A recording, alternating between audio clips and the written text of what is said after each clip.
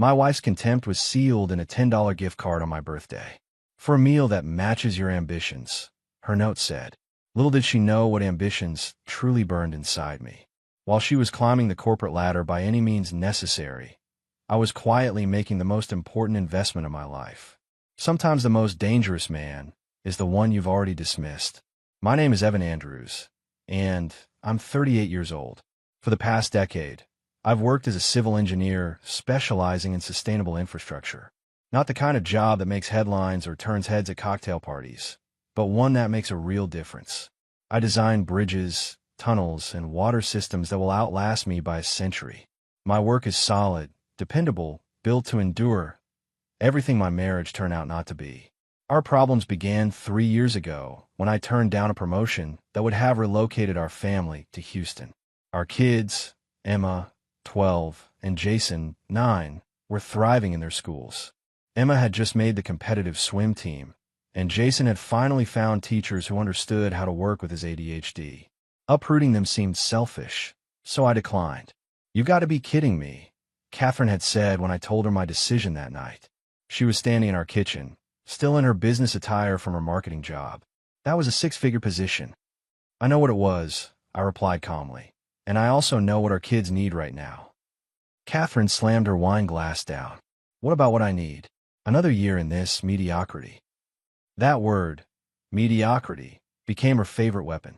Our 4-bedroom colonial in a good school district was suddenly mediocre. My reliable Honda was embarrassingly mediocre. My satisfaction with my job and its steady advancement was a celebration of mediocrity. 6 months later, Catherine landed a position at Meridian Advertising, one of the most prestigious firms in our state. Suddenly, she was attending galas, client dinners, and weekend team-building retreats. Her boss, Richard Vaughn, became a regular topic at our increasingly rare family dinners. Richard says, "At Richard's lake house, Richard thinks." I noticed a change in her wardrobe, her perfume, the late nights. I wasn't blind, but I kept hoping she'd remember what we'd built together. I focused on being a rock for Emma and Jason, who were confused by their mother's growing absence. I didn't know then that the foundation I'd spent years building was about to be tested in ways I never imagined, or that the engineering skills I'd honed designing structures to withstand catastrophic forces would soon be applied to rebuilding my own life from the ground up. The breaking point came on my 38th birthday. I didn't expect much, maybe dinner with the kids, a card. Catherine had been distant for months, barely acknowledging my existence beyond necessary household logistics. Still, birthdays had always been important in our family. That morning, I found a small envelope on the kitchen counter. Inside was a $10 gift card to Burger King and a note in Catherine's elegant handwriting. "For a meal that matches your ambitions. Happy birthday to my mediocre husband." I stood there, coffee mug halfway to my lips, feeling like I'd been punched in the gut. Emma walked in and saw the card in my hand. "Is that your birthday present, Dad?" she asked, her eyes bright with 12-year-old curiosity. I slipped it into my pocket. "Just a little joke for Mom," I said, forcing a smile. "Hey, how about pancakes this morning?" The day went downhill from there. Catherine didn't come home that night. Client emergency, according to her text. I tucked the kids in, telling them Mom was stuck at work. Jason asked if we could have a proper birthday celebration on the weekend. "Sure, buddy," I said, ruffling his hair. "But every day with you two is already a celebration for me." After they were asleep, I sat in my home office, staring at that gift card. 15 years reduced to a $10 insult. I opened my laptop and typed Richard Vaughn Meridian Advertising into the search bar. I'd avoided investigating before, clinging to deniability. Not anymore. My phone buzzed. A message from Tom Wilson, my college roommate who now worked in corporate law. "Sorry I missed your birthday, man. How about lunch tomorrow? Something about hitting rock bottom gives you clarity." The next day, over sandwiches, I finally told Tom everything. "She's having an affair with her boss," I concluded. "I've suspected for months." Tom's face darkened. "That's rough, Evan. What are you going to do?" "I don't know. Divorce seems inevitable. But the kids. There's something else you should know," Tom said carefully. "Meridian Advertising is in trouble. I heard through professional channels. They've lost major clients, and there are rumors of financial improprieties." I frowned. What kind of improprieties? The kind that interest the SEC. Richard Vaughn has a reputation for cutting corners. Tom hesitated. Listen, I shouldn't tell you this, but your timing might be perfect.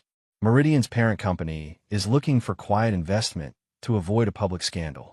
Major shareholders want out. A strange calm settled over me. How much would it take to become a significant shareholder? Tom looked startled. Why? You're not thinking.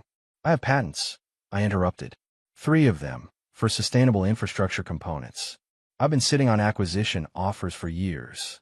Because of Catherine, Tom said, understanding dawning. You didn't want to risk the family stability. Exactly. But now, I pulled out the Burger King gift card and placed it on the table. Now I have nothing to lose. Tom stared at the gift card, then back at me. I'll make some calls. But Evan, are you sure about this? Revenge rarely works out the way people think it will. This isn't about revenge, I replied with a certainty I hadn't felt in months. It's about justice and my children's future. The next few weeks were a blur of legal meetings and financial discussions. I sold my patents to a sustainable technology firm for $4.2 million, far more than I'd expected. With Tom's guidance, I established Cornerstone Investments, LLC, a shell company that would shield my identity during the acquisition of Meridian shares. At home, I maintained the facade of the oblivious husband. Catherine barely noticed my extended work hours, as she was rarely home herself. The children felt the growing distance, though. One night, I found Emma sitting alone in the dark living room. Sweetheart, what are you doing up? I asked, sitting beside her. Are you and Mom getting divorced? Her voice was small but direct. I took a deep breath. I don't know yet, but I want you to know something important. Whatever happens between Mom and me doesn't change how much we both love you and Jason. She doesn't act like she loves us, Emma said bitterly. She missed my swim meet again yesterday. To be with Richard. She spat the name. I was stunned. You know about Richard? Emma rolled her eyes with preteen exasperation. Dad, I'm 12, not stupid. Mom's always talking about him, texting him. She even smells different when she comes home late. My chest tightened. I pulled her into a hug. I'm so sorry you had to deal with this. I promise I'm working on making things better. Are you going to fight for us? Emma asked, her voice muffled against my shoulder. With everything I have, I promised. I'm your father. That's what fathers do.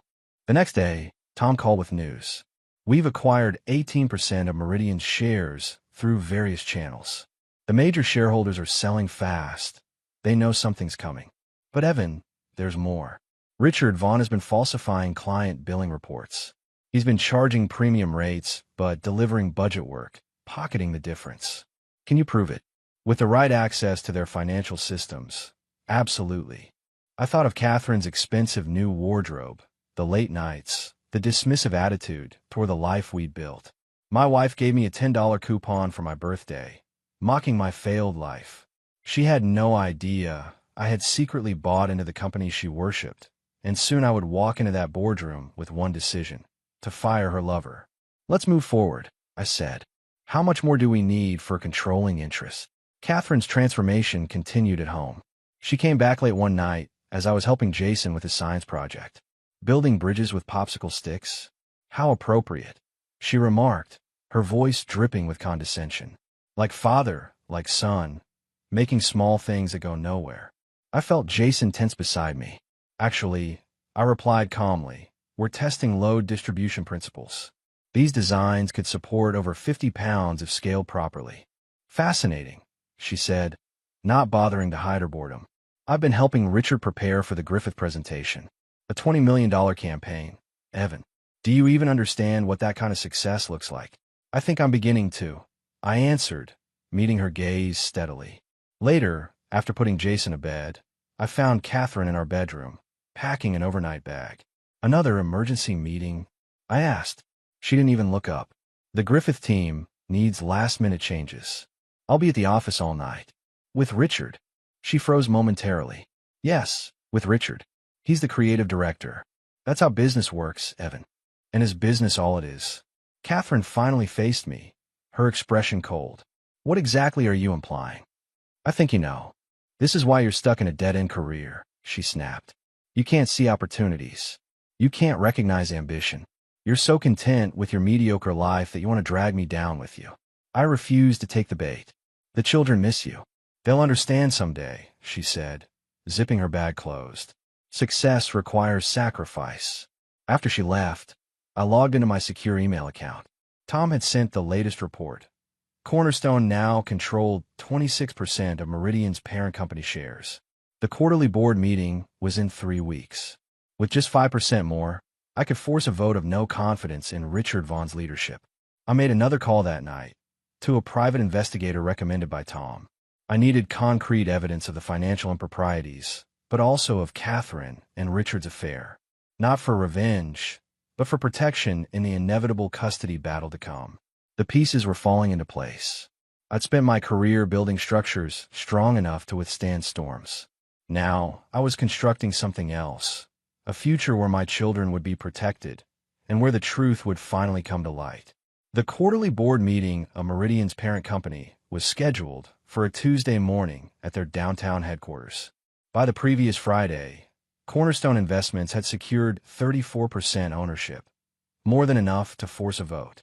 Tom had briefed me thoroughly on corporate protocol, but nothing could fully prepare me for what was coming. I arrived early, dressed in a tailored suit that Catherine had never seen, part of my new wardrobe for this new chapter of my life. The security guard checked my credentials. "Mr. Andrews? You're not on my regular list.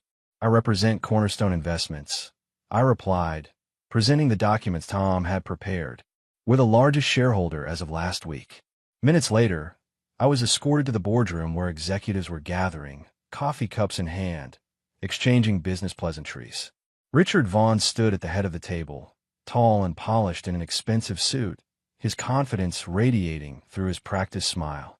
He didn't recognize me. Why would he? I was just the insignificant husband of his mistress. The room quieted as the chairman called the meeting to order. When he announced, "We have a new major stakeholder joining us today," all eyes turned to me. "Evan Andrews, representing Cornerstone Investments," I said, my voice steady.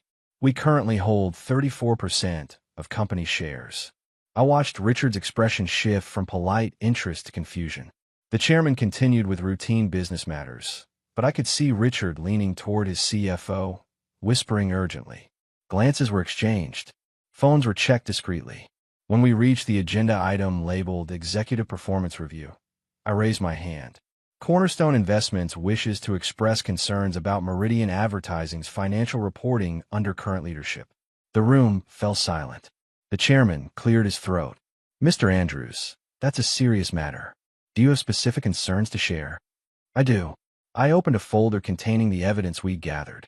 For the past 18 months, Meridian has been systematically overbilling clients while delivering reduced services. The difference has been diverted through a series of shell companies that all trace back to personal accounts connected to Richard Vaughn. Chaos erupted. Richard jumped to his feet. "This is preposterous. Who the hell are you?" The chairman banged his gavel. "Mr. Vaughn, please. Mr. Andrews, these are extremely serious allegations, which is why I've prepared documentation for each board member." I nodded to an assistant who distributed folders. "You'll find evidence of the billing discrepancies, fund transfers, and client complaints that were suppressed." As board members flipped through the materials, Richard's face drained of color. He stared at me, recognition finally dawning. "You're Catherine's husband." I met his gaze steadily. "Yes, but that's irrelevant to the financial improprieties documented in those folders." "This is a personal vendetta," Richard sputtered, looking around the table desperately. "He's doing this because his wife and I are involved. This is corporate harassment." The chairman adjusted his glasses, examining the documents. "Mr. Vaughn, regardless of personal matters, these allegations appear substantiated. Client testimony, bank records, email communications." He looked up gravely. "We need to address this immediately. I move for a vote of no confidence in Richard Vaughn's leadership," I stated formally. "And I request an immediate suspension pending a full audit." The board secretary tallied the votes. 7 in favor, 3 against. Richard's face contorted with rage. "You'll regret this," he hissed as security was called to escort him from the room. "You have no idea who you're dealing with." I remained composed. "Actually, I know exactly who I'm dealing with. That's why we're here." As the meeting concluded, My phone buzzed with a text from Catherine. What the hell did you do? Richard just called me ranting about you at his board meeting. How? I didn't reply. The confrontation I'd been preparing for was coming, and it wouldn't happen over text. Catherine was waiting when I arrived home, pacing our living room like a caged animal. Her face was a storm of confusion and fury. Explain yourself, she demanded. How did you get into that boardroom? What did you do to Richard? Where are the kids? I asked calmly. And my mother's. Answer me, Evan. I set my briefcase down deliberately. I didn't do anything to Richard. He did it to himself by embezzling from his clients. I simply brought it to light. By somehow infiltrating a closed board meeting? By becoming a major shareholder? With what money, Evan? Your bridge-building salary. Her voice dripped with the same contempt I'd grown accustomed to. I sold my patents, I said. The ones you always dismissed as tinkering in the garage. They were worth $4.2 million. She stared at me, momentarily speechless. I continued. I established Cornerstone Investments and acquired controlling interest in Meridian's parent company. The board voted to suspend Richard based on evidence of financial fraud. This is insane, she whispered. You did all this to get back at me? For what? I removed the Burger King gift card from my wallet and placed it on the coffee table. This was just the last straw, Catherine. You've been undermining me, betraying me, and neglecting our children for over a year. While you were building your relationship with Richard, I was building something else. So this is revenge, she said bitterly. No, this is consequences. Richard broke the law. He's facing the results of his actions. I sat down across from her, just as we're now facing ours. Catherine's eyes filled with tears, whether genuine or tactical. I couldn't tell anymore. What happens now? Professionally, Meridian will undergo a complete audit. Richard will likely face criminal charges. I paused. Personally, I filed for divorce. The papers are in my briefcase. Divorce. Her voice rose. You can't just throw away 15 years of marriage. You already did that, I replied steadily. The night you started sleeping with Richard. The day you decided our children weren't worth your time. The moment you gave me a $10 fast food coupon for my birthday, with a note mocking me. She collapsed onto the couch. The children will hate me. No, I said firmly. I won't allow that. They'll know we both love them, even if we can't be together. I've requested primary physical custody, but with generous visitation for you. They need their mother, Catherine, just not the version of you that's been coming home lately. And if I fight this, I met her eyes. Then we do it the hard way. But I have documentation of your affair, your absences, and your behavior toward the children. And now I have the resources to see it through. For the first time in years, Catherine looked at me, really looked at me, with something other than disdain. It wasn't love or respect, but something like surprise. I never thought you had this in you, she whispered. That was your mistake, I replied. One of many. The fallout was swift and far-reaching. Within days, news of Richard's suspension and the financial investigation hit the business press. Catherine moved out temporarily, claiming she needed space to process. The children remained with me, bringing both relief and heartache. They missed their mother, despite everything. One evening, Emma found me in the home office reviewing custody documents. Dad, can I ask you something? She said, hovering in the doorway. Always, I replied, setting the papers aside. She came in and sat across from me. Are you the one who got Mom's boyfriend fired? I consider my answer carefully. I exposed financial wrongdoing at his company. The board made the decision to suspend him. But you did it because of Mom and him, right? Because they hurt you. That was part of it, I admitted. But also because what he was doing was wrong. He was stealing from clients, lying to his company. Emma nodded slowly. Jason thinks you're like a superhero who took down the bad guy. I smiled despite myself. I'm no superhero, Em. Just a father trying to protect what matters. Is Mom a bad guy too? Her voice was small. I moved to sit beside her. No. Your mom made choices I don't agree with. Choices that hurt our family. But she loves you and Jason. That hasn't changed. She's been calling me a lot. Crying sometimes. My heart tightened. What does she say? That she made a mistake. That she wants to come home. Emma looked up at me. Is she going to? Not to live, no. But she'll always be part of our lives as your mother.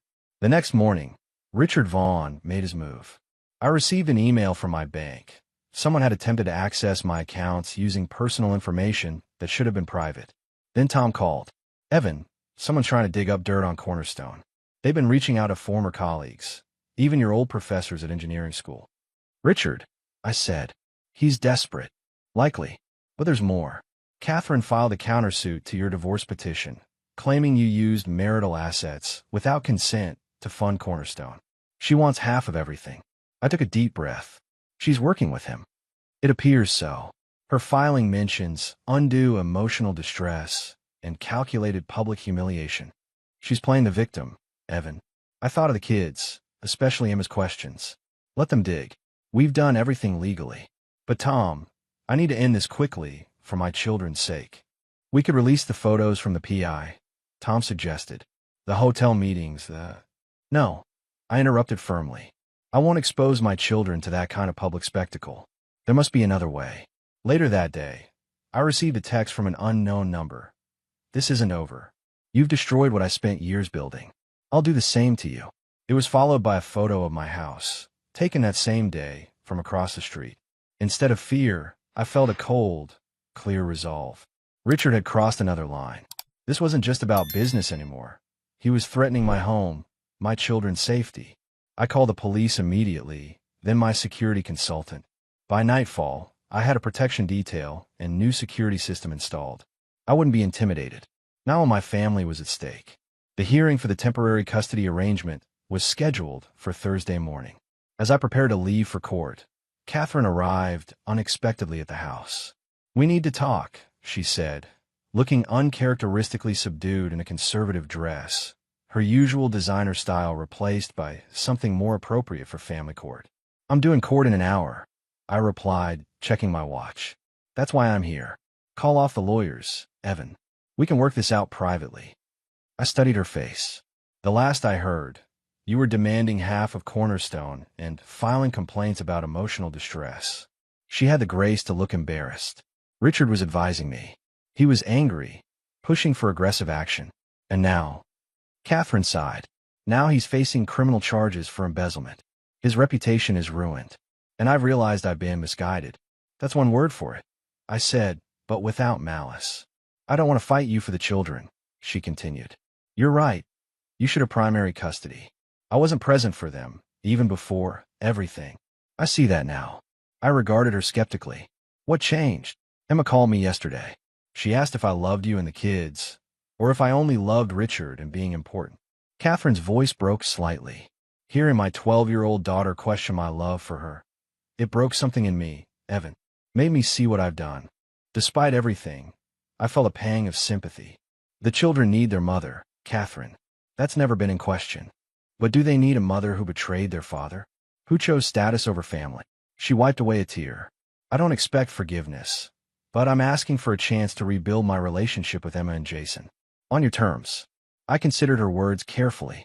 This was the woman who had mocked me, betrayed me, threatened legal action against me. But she was also the mother of my children. Here's what I propose, I said finally. We cancel today's hearing. I maintain primary custody. You get regular visitation, supervised at first, then we'll see. We divide our assets as originally outlined in my filing, and you drop all claims against Cornerstone. And Richard, she asked quietly, I'll continue cooperating with the financial investigation. That's non-negotiable. But I won't actively use the personal evidence, unless he continues to threaten me or the children. Catherine nodded slowly. He sent me a message last night. He's leaving the country for a while. Some consulting position in Dubai. Convenient timing. I noted. Will you be joining him? No, she said firmly. My place is here, trying to earn back my children's trust, even if I've lost yours forever. As we walked toward our separate cars, Catherine paused. The Burger King card, that was cruel. I'm sorry, Evan. You deserve better. Yes, I agreed simply. I did. And so did our children. 6 months passed. The seasons changed, and so did our lives. Richard Vaughn ultimately settled with the SEC and avoided jail time, but his career in advertising was effectively over. The last I heard, he was working for a marketing firm in Dubai, far from the prestigious position he'd once held. Catherine and I finalized our divorce with surprisingly little conflict. True to her word, she focused on rebuilding her relationship with the children, showing up consistently for weekend visitations, school events, and Emma's swim meets. She found a job at a smaller agency, humbler than Meridian, but better aligned with her actual skills than her ambitions. Cornerstone Investments grew under careful management. I remained a significant shareholder in Meridian's parent company, but stepped back from active involvement once new leadership was established. My focus stayed where it belonged, on Emma and Jason, and on rebuilding our sense of family. One crisp Saturday in October, I was helping Jason practice soccer in the backyard when Catherine dropped Emma off from her swim competition. "Dad, I got second place," Emma called, racing across the yard with her medal. "That's fantastic." I hugged her, genuinely proud. Catherine approached more slowly, hands in her coat pockets. She dropped 2 seconds off her best time. "The coach says she has real potential for regional competitions. We should celebrate," I said. Jason and I were planning to grill burgers for dinner. "Would you like to stay?" The question surprised even me. 6 months ago, I couldn't imagine voluntarily sharing a meal with her. Catherine looked equally shocked. I'd like that, if it's okay with the kids." Emma and Jason eagerly agreed, and soon the 4 of us were gathered around the patio table. The conversation was cautious, but not strained. We discussed school projects, swim meets, and Jason's upcoming science fair. As Catherine helped clear the plates, she paused. "This is nice, seeing you with them. You've always been the strong one, the steady one. I just couldn't see it before." "I was always the same person," I replied. "You just wanted something different." She nodded slowly. "I did. And I lost everything that actually mattered chasing it." "Not everything," I said, glancing toward the kids who were now playing with the neighbor's dog in the yard. "You're still their mother." "That hasn't changed." Later, after Catherine left and the kids were in bed, I sat on the back porch with a cup of coffee, reflecting on the journey of the past year. The pain hadn't completely vanished, but its sharp edges had softened. I no longer felt defined by Catherine's betrayal or by my response to it.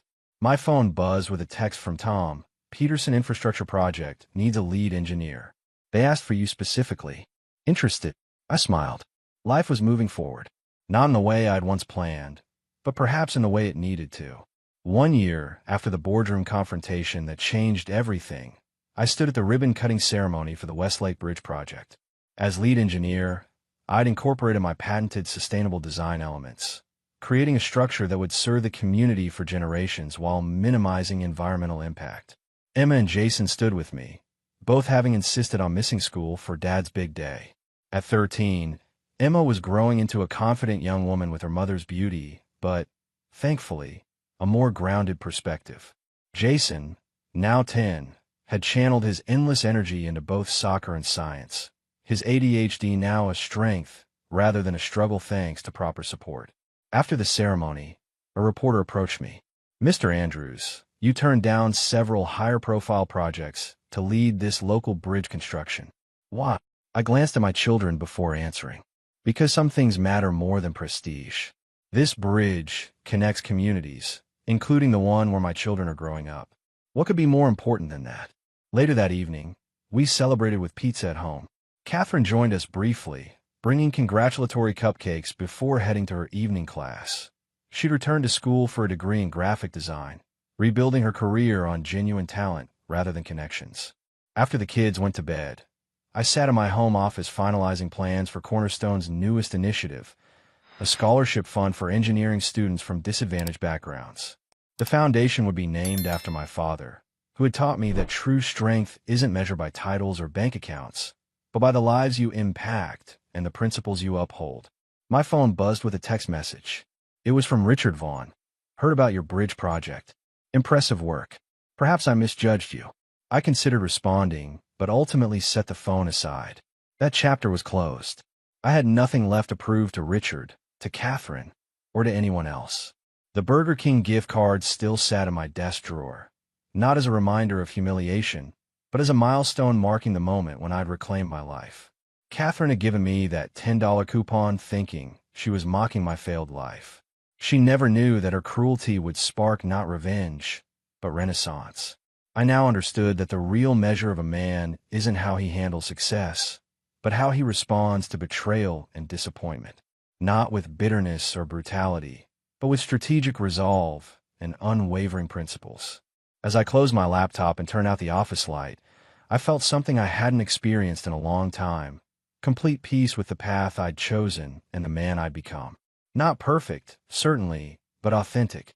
Not defined by others' expectations, but by my own values. And in the end, that was the greatest victory of all.